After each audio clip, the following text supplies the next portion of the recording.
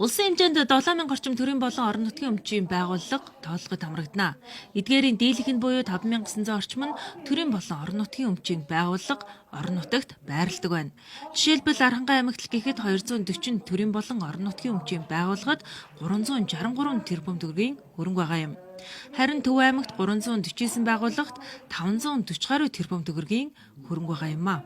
Орон нутагт дийлэх гардаг зөрчил нь ашиглахгүй байгаа техник хэрэгслийг завшрах зөрчил хамгийн их гардаг байна.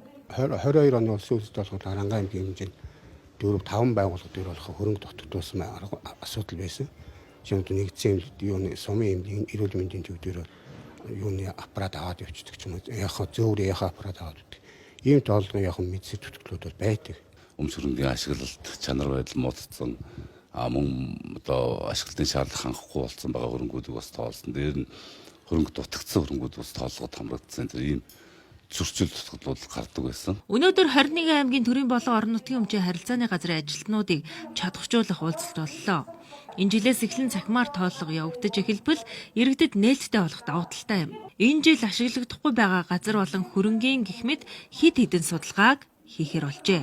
Түрээсээ асуудалтай ч гэсэн бол тодорхой хэмжээний зөрчлүүд бол гарч ирж байгаа шүү дээ. Тухайлбал төр бол өөрийн илүүдэл зай талбайгаа бол бусдад түрээсэлж байна тийм ээ. За энэ бол хотоддыг өөр тарифтай, орон нутагт өөр тарифтай байж байна. Гэтэл одоо төрийн болон төрөмчийн оролцоотой байгууллагууд, төсөв байгууллагууд бол бусдаас бас талбай түрээслээд яваад байгаа байхгүй юу? Иргэд одоо нэвтэрч ороод одоо ямар байгууллагад ямар хөрөнгө байдیں, барилгын зураг хөрөгтэй нь хардаг ч юм уу тийм ээ. Цаашлаад бид нар энэ хөрөнгөн дээрээс одоо ашиглуулах, түрээслэх, дуудлага худалдаагаар одоо оруулах энэ болгоныг захим системээр дамжуулаад хийх бүх боломжууд нь бүрдэж байгаа учраас энэ бол мэдээж маш том давуу тал захим шилжилт болж байгаа. Энэ жил хөрөнгө ашиглалтын шаардлага хангахгүй 60,000 гаруй барилга, 40,000 гаруй тээврийн хэрэгсэл хамрагдана. Өмнө нь тооллого гараар буюу Excel програм дээр хийгддэг байсан. Үүнээс үүдэн тухайн хариуцж байсан ажилтнуудаас үүдэн устгах гэх мэт янз бүрийн зөрчил гардаг байжээ. Одоо цахим болсноор тооллогод хамрагдсан бүхий л техник хэрэгслүүд баримттай фото зураг гэх мэт мэдээллийг багтаахаар болсон байна. Дээрх мэдээллүүдийг иргэдэд нээлттэй байршуулахаар төлөвлөсөн байна.